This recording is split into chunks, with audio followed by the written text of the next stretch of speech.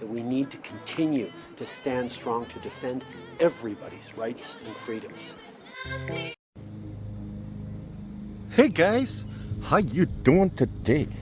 Hey, I know it's been like a week since I done a video, something like that. And I told you I was really gonna back off of this. I have a story to tell today.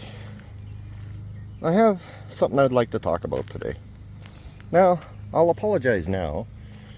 It may be very long because there's a lot of things I want to talk about in this. You see, where do I start? Let's start with a little bit of history of me. Okay. I was born in this great city, North Bay.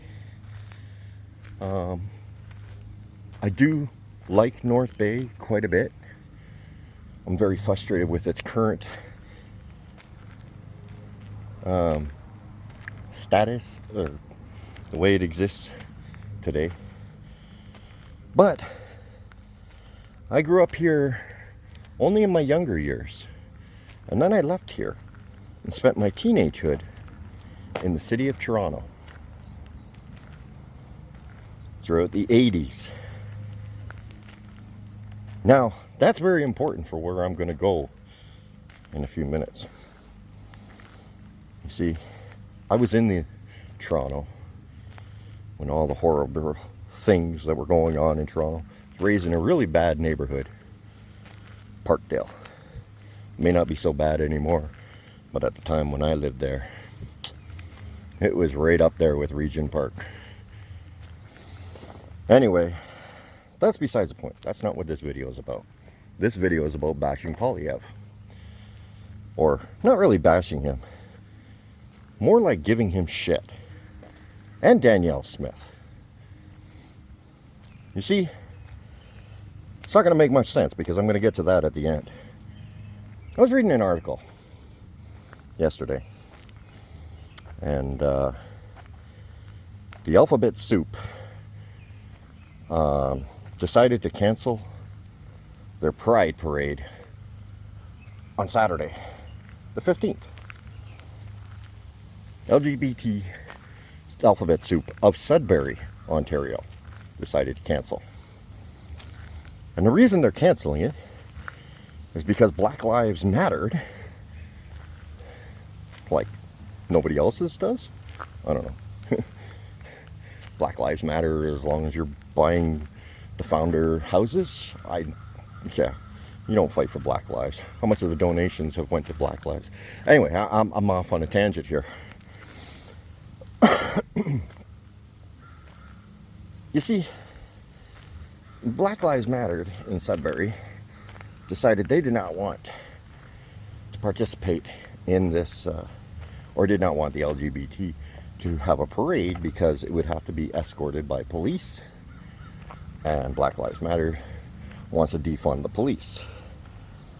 And they use the examples of things that happened in the 1960s in New York and the 1980s in Toronto. I said I was going to come back to that, which I'm going to go back to right now. I'm talking about the bathhouse raids in Toronto. Okay. I was there. Not in the bathhouse, but I was there during this time when this happened. I lived in Toronto. You see, as a young man, or before I was even a young man, as a child, I became best friends with my upstairs neighbor. Okay, we were both children at the time. We both went on to discover who we are as people. Okay? Oh, God, mosquitoes. Sorry. Anyway, we both went on to grow up and discover what type of people we are. He turned out, he discovered he was a gay man. I discovered I was a straight man. Not through experimentation, it just had no interest to me. But because he was my best friend, I used to support him in a lot of things that he would do. Okay? A lot of things. This man was from Sudbury. Well, not sorry, I call him a man now. He was a child then. Okay? We grew up through our entire teenagehood together. We were best friends. We were best friends before we discovered our sexual orientation. And we decided we would be best friends afterwards as well. Didn't mean that either one of us were going to do anything with each other. Because that would have ruined our friendship, for one, and for two, had zero interest to me. But you know what? He's my best friend, so I supported him in a lot of things that he did.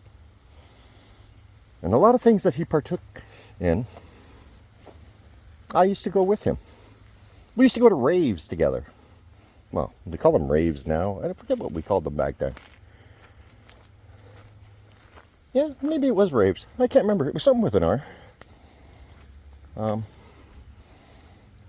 But we used to attend things like this.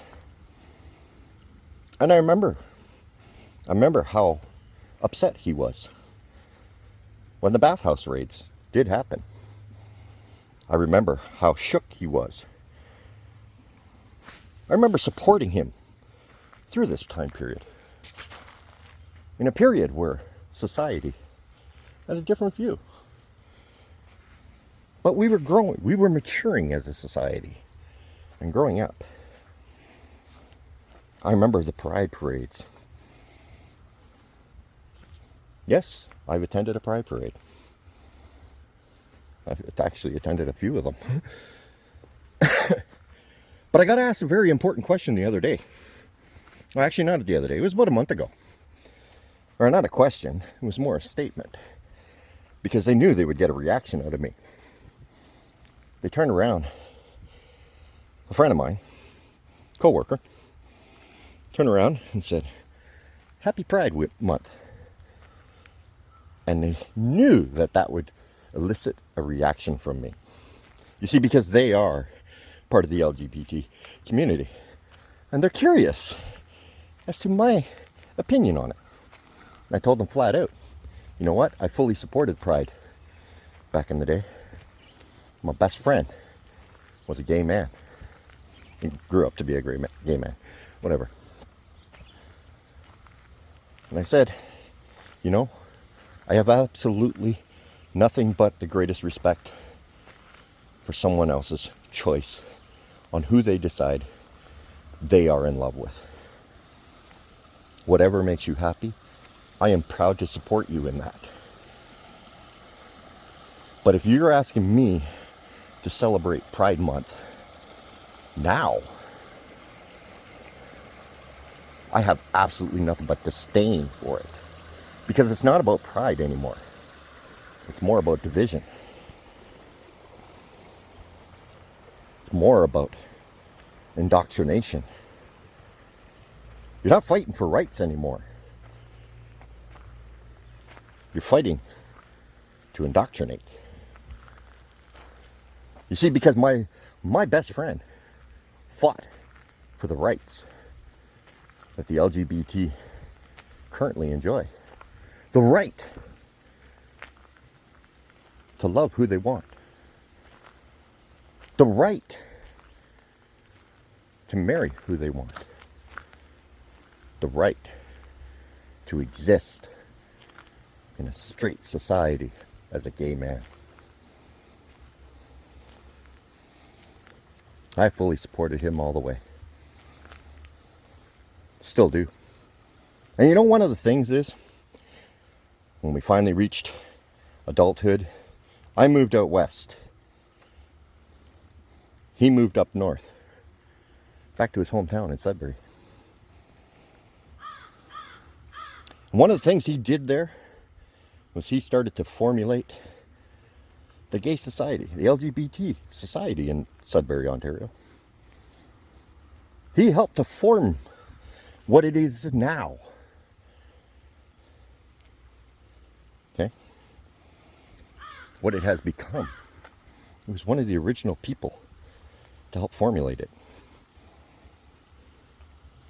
on the basis of equal rights. I speak to him these days. Yes, I still have contact with him. I speak with him these days, and he is appalled, actually appalled, at what the activists are doing to his movement. He says it's still acceptable to say that we are entitled to exist. And he's absolutely right. What's unacceptable to him and to me is that they dictate their existence should be exemplified in those around them. This is wrong.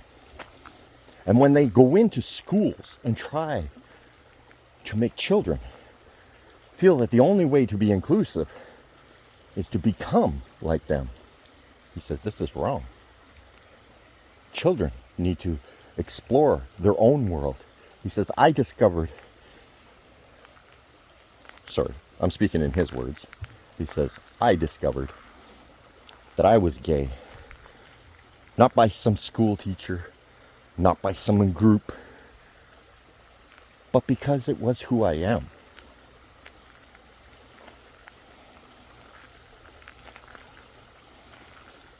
He said, I used to get shit all the time for who I am.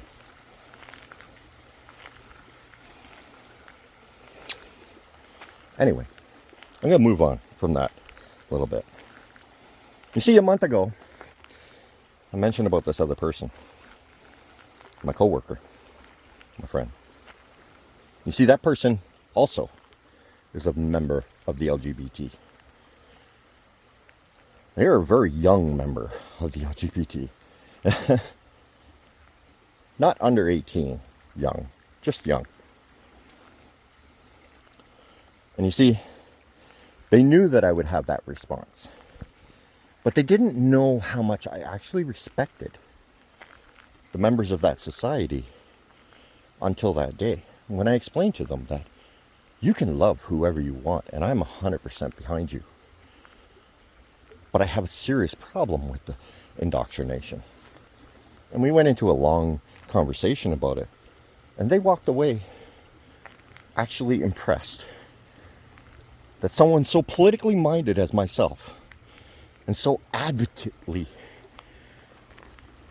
discusses these matters in such a resistant manner could hold such a respectable view.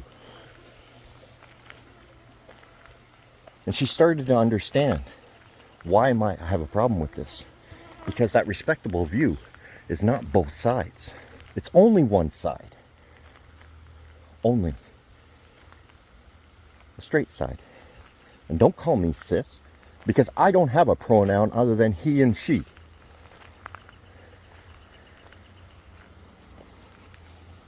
I am a man. I am a straight man. You can call me a straight man. If you can't respect my pronouns, why do you expect me to respect yours?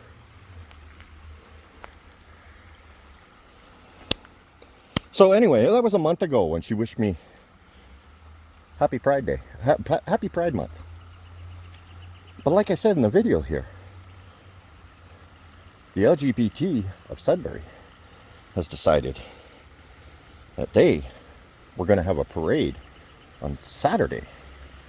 You see, this week in Sudbury is Pride Week. Now you say, hold on, Winmore. Pride Month ended at the end of June.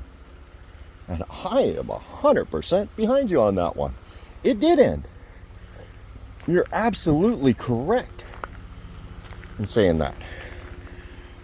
So my question to Sudbury is, why are you having Pride Week after 2 weeks after Pride Month ended? Because school got out and you need to keep the kids engaged? And the reason I say that is because North Bay has Pride Week coming up at the beginning of September. when school's back in. They're going to have their pride parade. But this isn't pride for all people. No, no, no, no. This is pride in indoctrinating. This has nothing to do with the LGBT, even though they are the activists leading this charge. I don't understand this. I have serious problems with this. Now, I said I was going to get back to this, and I'm going to try and get back to this. This is a woke ideology that's being thrust upon all Canadians by our child minister, through our government. But we have a government. We have a party in government that says they stand up against the wokeness. Here, let me show you what they're talking about. Just watch this. And as for the definition of woke, woke has one purpose, only one purpose. Plenty of pretexts, but only one purpose: control. It is designed to divide people by race, by gender, by ethnicity, by religion, by vaccine status, and any other way that they can divide people into groups. Because why? Then you can justify having a government to control all those groups. No more woke. So, Mr. Poilievre, if you think this is true, this is your ideal of what woke means, right?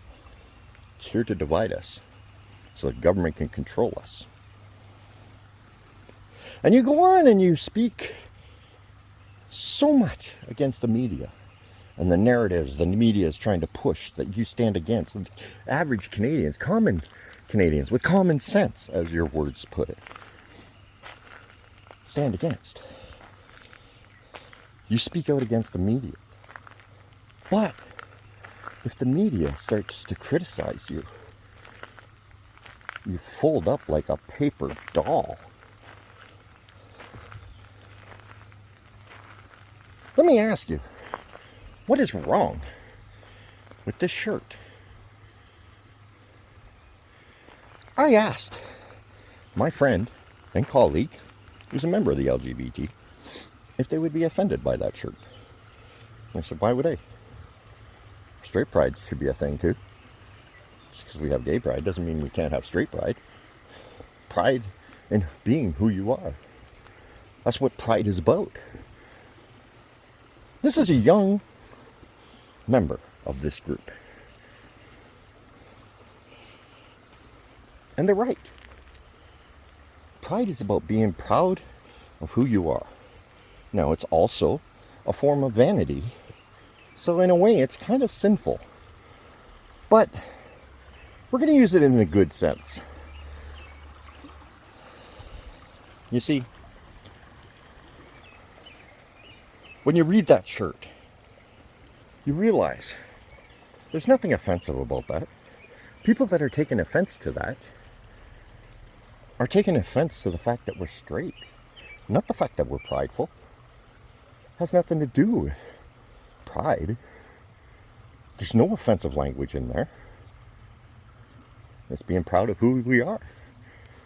As a straight person, they're proud to be straight. There's nothing wrong with that. If you were born to this world, okay, 99.9% were born to straight people.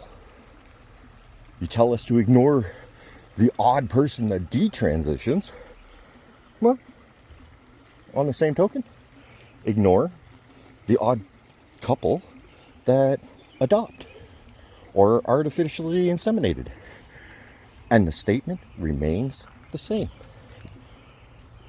If you are here, regardless of what gender you subscribe to, whatever sexual orientation you are, 99.9% of you need to thank a straight person for that. Because that's how that happens. There's nothing malice in that statement. Yeah, maybe it was a little malice behind wearing that and getting their picture taken, because they knew the reaction that they would get. But the statement is not malice. So Poilievre, with all your talk of anti-woke and anti-media, you fold up like a paper doll to the media's narrative. Instead of standing up and saying, you know what, I didn't read the shirt, and I frankly don't care what's on the shirt.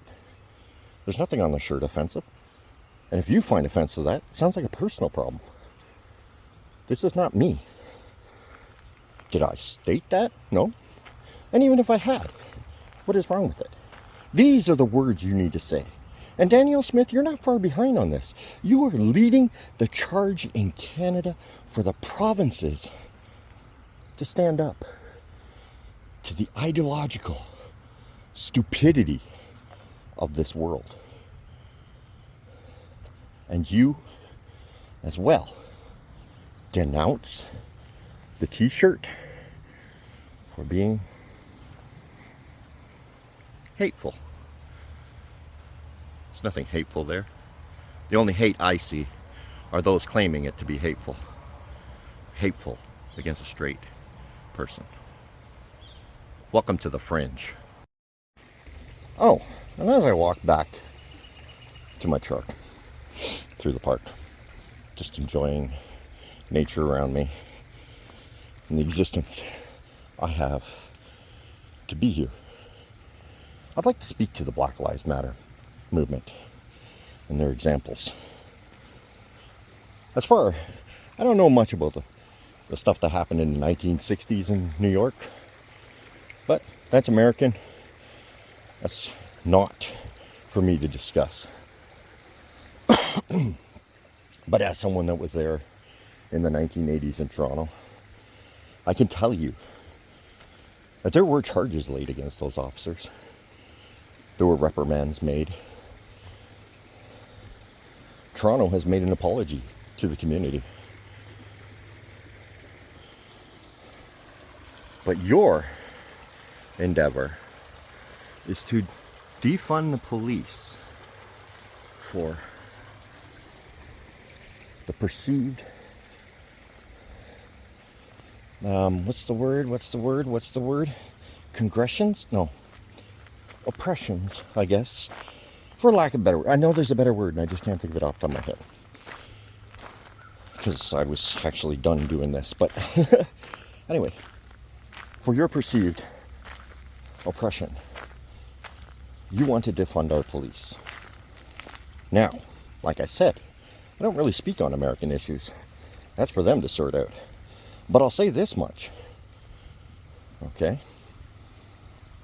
Chicago defunded their police. It's now an open war zone. In black neighborhoods. Where are you there? Where are you in those black neighborhoods that are now war zones because you successfully got Chicago, BLM successfully got Chicago to defund their police? Okay? Then you look at Portland, Oregon. Businesses are deserting the area. Walmart, Walgreens, the essentials, as you so call them, to the black community. You successfully defunded the police, and now crime has run wild. Then you look at San Francisco. San Francisco, one of the most expensive and exclusive cities in all the world. You successfully got defund the police through in San Francisco. It is now a hotbed.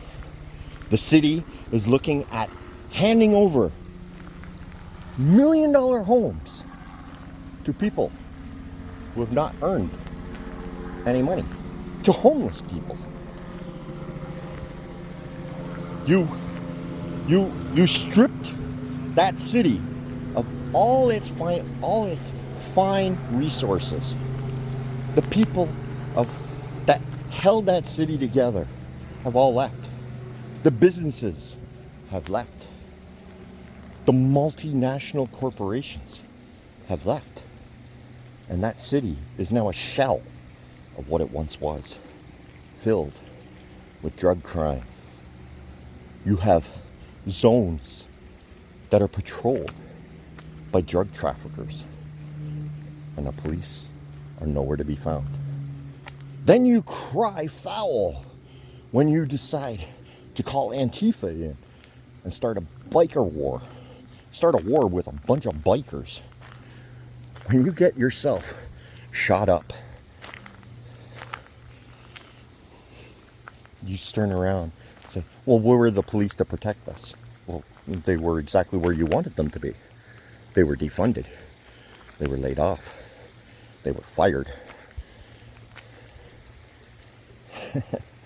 Now you want to defund the police in Canada. Well, let me put it to you this way. You claim you're a minority group. Okay? Canada has built up the safety and security net of our police forces across this country to protect the general populace. Okay? The majority they protect. Why is it that a minority group can dictate that everybody else give up their safety and security so they can feel virtuous, vengeful? What are you doing with all the donations, the millions and millions of dollars of donations, to help the community, the black community, coexist with the police force? I know the police force are trying to reach out to you and trying to work with you. But what have you done? They've invested millions of dollars into working with your community. And you've done what? Buy personal houses? Yeah. So LGBT, choose your friends better. Oh yeah, might as well say it again. Welcome to the Fringe. Hey guys, I just got back home and I realized something as I was reviewing that video. I spent a lot of time trying to defend my personal choices in my life, my orientation, sexual orientation. I want to be clear, okay? I don't understand why I needed to, so maybe that's a bias in me. But honestly, what does it matter what my orientation is? What is it that makes us think that your orientation needs to be expressed? Who I sleep with is my business, not yours. So this will be the last amendment to this video, but I thought I'd add it. Anyway, have yourself a